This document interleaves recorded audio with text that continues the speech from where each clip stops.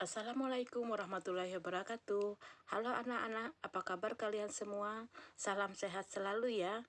Pada kesempatan video kali ini akan kita bahas tentang analisis transaksi persamaan dasar akuntansi. Minggu lalu kita sudah membahas tentang persamaan dasar akuntansi ya, dan semoga belajar hari ini bermanfaat untuk kalian semua, dan jangan lupa ya untuk kalian untuk like and subscribe videonya. Baik anak-anak, kita langsung saja membahas tentang analisis transaksi persamaan dasar akuntansi. Ini pada prinsipnya adalah kelanjutan daripada materi persamaan dasar akuntansi, yaitu kita membahas tentang pencatatan transaksi pada persamaan dasar akuntansi ya. Sebelumnya kalian harus menyimak dulu rumus persamaan dasar akuntansi. Apa sih rumusnya? Mengingat pada pembahasan minggu lalu, yaitu harta sama dengan utang ditambah dengan modal. Ya, baik. Komponen apa saja bagian daripada harta, utang, modal itu ya. Kita lihat harta, utang, modal itu apa saja sih komponennya. Nah, kita lihat pada bagian harta ya. Harta itu komponennya kas, piutang usaha, wesel tagih, perlengkapan, peralatan, tanah, serta gedung, dan lain-lainnya. Ini ibu batasi hanya sampai pada aktiva berwujud saja ya.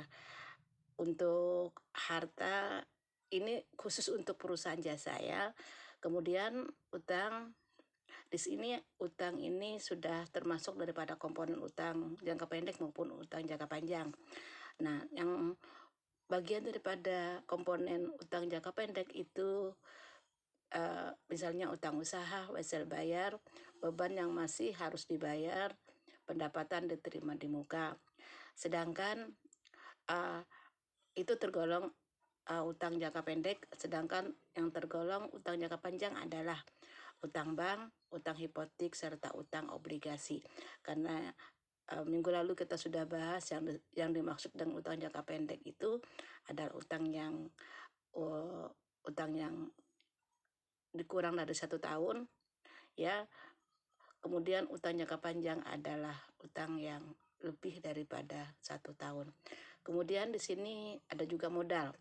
Nah, di sini ada investasi, ada pendapatan, ada beban, ada juga private.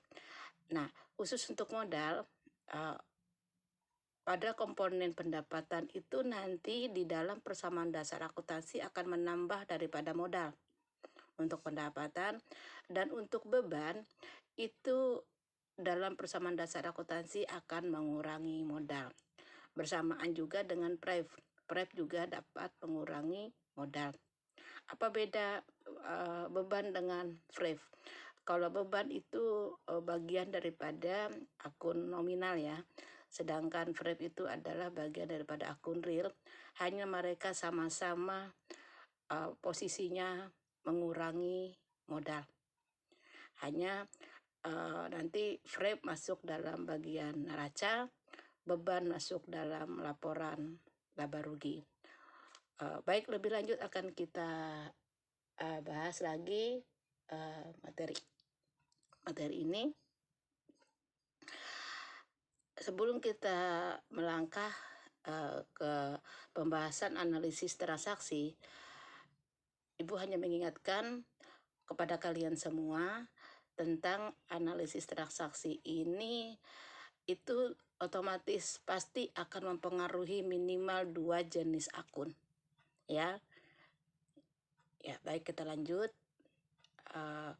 Analisis pertama, kita latihan pada transaksi pertama.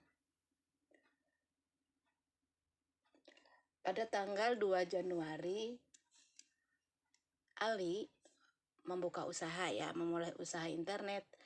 bernama Maju. Untuk modal awal, Ali menyetorkan dari uang pribadinya ke perusahaan sebesar 900 juta.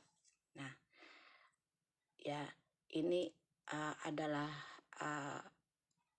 komponen mengingatkan kembali bagian daripada harta utang modal supaya memudahkan kalian memahaminya. Nah, kemudian kita lihat kepada analisisnya. Analisis transaksi, kan tadi Ibu sampaikan bahwa minimal ada 2 di sana akun nanti yang berubah, yang berpengaruh ya. Ali menyetorkan uang pribadi ke rekening perusahaan. Nah, itu analisisnya. Dengan demikian, ketika Ali menyetorkan uang pribadi ke rekening perusahaan, otomatis di sana kas akan bertambah. Ini analisis pertama ya. Kas bertambah dulu, kemudian sebesar 900 juta tentunya. Kemudian pada sisi modal juga bertambah ya. Kita lihat kepada persamaan akuntansinya. Nah, seperti ini. Harta, kas. Dalam hal ini harta adalah kas ya.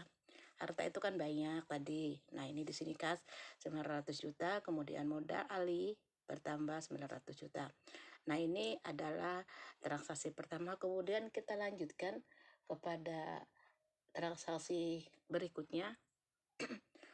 Transaksi kedua. Pada tanggal 5 Januari dibeli perlengkapan sebesar 3 juta dari toko Biruni.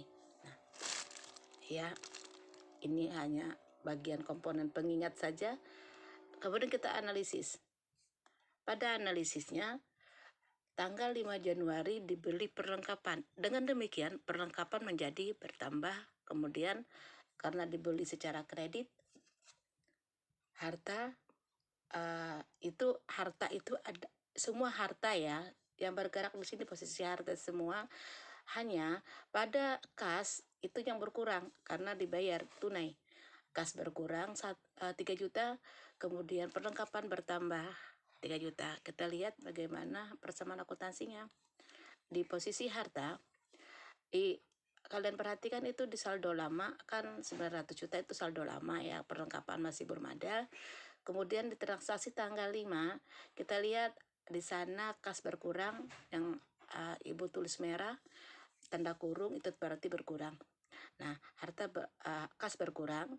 Kemudian tetapi perlengkapan bertambah. Kenapa berkurang? Karena membeli perlengkapan. Nah, ini yang bergerak pada posisi harta saja ya. Kemudian pada posisi pasifal, baik itu utang maupun modal tetap tidak ada perubahan. Nah, modal saldo terakhir masih kita dapatkan 900 juta. Baik, kita lanjut pada transaksi berikutnya. Pada transaksi 3, tanggal 7 Januari dibeli peralatan secara tunai 300 juta. Oke. Nah, di sini kita perhatikan yang berpengaruh adalah 2 katanya tadi kan. Cuman masih pada posisi harta. Ya, ini dibeli peralatan senilai 300 juta tunai. Berarti kas berkurang di sana 300 juta. Kemudian apa yang bertambah? Peralatan ya. Peralatan bertambah 300.000. Nah, kemudian kalian perhatikan itu persamaan akuntansi. Di dalam saldo akhir pada kas kan 897 juta.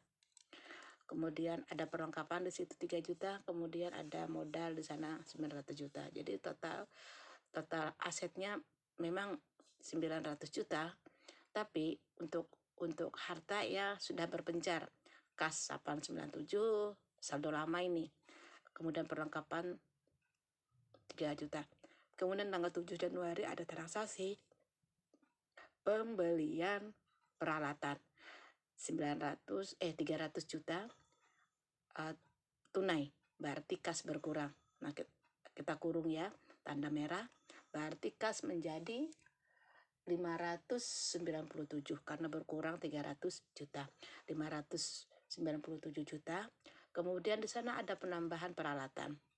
Nah, ya, 300 juta.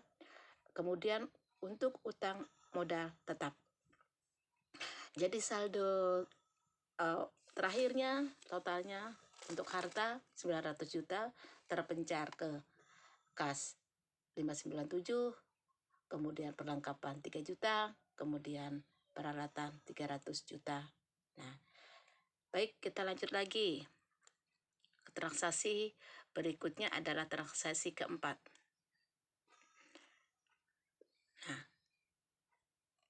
transaksi keempat tanggal 11 Januari, Internet Maju menerima pendapatan jasa sebesar 20 juta. Nah, di sini mulai menerima pendapatan. Nah, penerima pendapatan berarti di sini yang komponen pendapatan itu kan ada di modal ya. Berarti pendapatan berarti modal bertambah ya. Kita lihat kepada analisisnya. Nah, diterima pendapatan 20 juta. Dengan demikian analisis pertama, kas bertambah ya, harta ya. Harta di komponen kas bertambah 20 juta. Kemudian di komponen pasifa itu modal. Modal bertambah 20 juta. Kita lihat, kita amati bagaimana persamaan akuntansinya. Nah, di sana itu saldo lama kan 597 itu berasal dari saldo yang tadi kita pindahkan, saldo lama. Kemudian di sana ada transaksi tanggal 11 Januari, di kas ada penambahan 20 juta. Kemudian di kolom modal, karena di sini kan di persamaan akuntansi ini kan hanya ada harta, utang, modal. Nah, modal di mana letaknya? Modal kan tadi dititipkan di komponen pendapatan, maksudnya dititipkan di komponen modal, tetapi posisinya bertambah. Lalu di modal menjadi bertambah, ada penambahan 20 juta menjadi sekarang saldo baru 920. 920 di posisi debit itu harta, itu ada penambahan kas 20 juta. Yang lain-lain tetap ya. Jadi kas di sana ada sebesar 617 ya, karena ada menambah uang masuk sebesar 20 juta. Kemudian posisi perlengkapan tetap 3 juta, kemudian peralatan ada 300 juta, kemudian modal bertambah menjadi 920 juta. Baik, akan kita lanjutkan kembali kepada transaksi 5. Oke, transaksi 5 kemudian masih tanggal 11 Januari ya, dibayar gaji pegawai tahap 1 sebesar 5 juta. Ya, bayar gaji berarti kalau membayar gaji karyawan otomatis di komponen mana? Masih mereka berpengaruh di dalam persamaan akuntansi adalah di modal ya, komponen beban berarti mengurangi modal ya. Ini analisisnya. Dibayar gaji 5 juta. Kas berkurang, harta ya. Di harta komponen kas ya, dimasukkan nanti di jalur kas berkurang 5 juta. Kemudian di modal beban gaji bertambah. Otomatis beban gaji bertambah berarti modal menjadi berkurang ya. Modal berkurang. Kita perhatikan, coba kalian perhatikan persamaan akuntansi. Di saldo lama sudah kita bahas, kita langsung bahas kepada transaksi tanggal 11. Ada di sana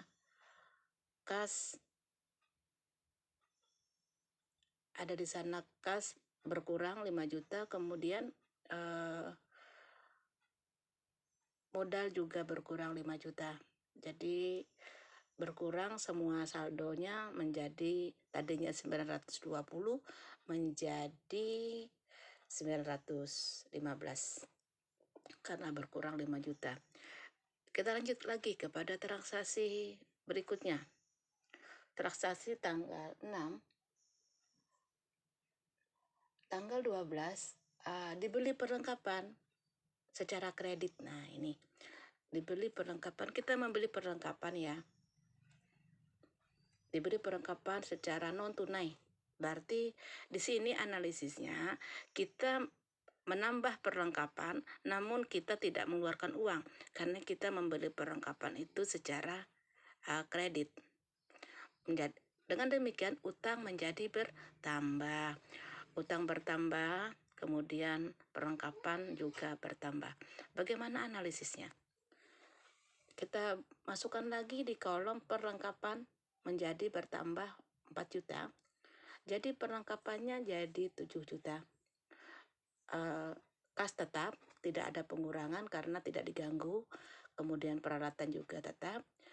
Nah, di situ utang ada bertambah ya, di kolom utang 4 juta akibat daripada apa? Membeli perlengkapan tadi. Dengan demikian aset menjadi bertambah sebesar 4 juta, jadi saldo baru menjadi 919 juta. Seperti itu. Baik, kita lanjutkan lagi kepada transaksi ketujuh. Ya, transaksi ketujuh apa?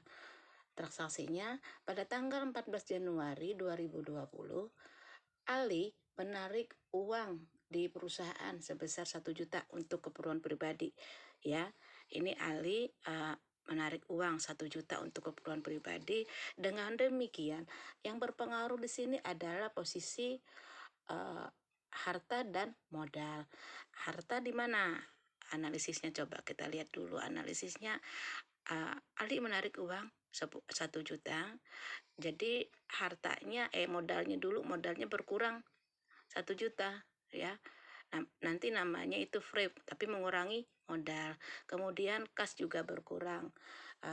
Di komponen harta itu kas juga berkurang. Kita lihat kepada persamaan akuntansinya tanggal 12 tanggal 14 Januari itu ada pengurangan sebesar 1 juta. Jadi kasnya tadinya 612 menjadi 611 ya. Perlengkapan tidak berpengaruh, tetap 7 juta. Kemudian peralatan tetap 300 juta, utang tetap 4 juta. Kemudian di situ modal menjadi berkurang akibat daripada pengambilan brief dari Tuan Ali tadi ya, menjadi sekarang modalnya menjadi 914. Ya, 914 ditambah dengan 4 juta menjadi saldo barunya masing-masing daripada aktiva dan pasiva menjadi 918. Nah, ini adalah contoh transaksi. Kemudian ini rangkumannya. Rangkuman transaksi tadi rekapitulasi persamaan akuntansi dari transaksi tanggal 5 sampai dengan tanggal 17. Kita lihat tanggal 5 itu ada di sana pengurangan kas sebesar 3 juta akibat daripada membeli perlengkapan ya. Kemudian dan seterusnya sehingga saldo terakhir daripada kas adalah sebesar berapa? Saldo terakhir kas adalah sebesar 609.500.000. Nah, untuk perlengkapan ada 7 juta, kemudian untuk peralatan ada 300 juta, kemudian hartanya, asetnya sebesar 916.500.000 gitu. Nah, kemudian untuk kolom utang karena ada pembayaran tadi tanggal ada pembayaran utang tadi ya. Kemudian jadi utangnya tersisa 2,5 juta, kemudian modal ada 914. Nah, ini. Jadi saldo terakhirnya adalah aset perusahaan adalah sebesar usaha internet punya Ali adalah sebesar 916.500.000. Baik anak-anak, demikian tadi kita ulasan tentang persamaan analisis transaksi persamaan dasar akuntansi. Semoga apa yang Ibu sampaikan hari ini bermanfaat untuk kalian ya. Dan jangan lupa untuk terus menyimak video Ibu berikutnya. Bila taufiq wal hidayah. Assalamualaikum warahmatullahi wabarakatuh.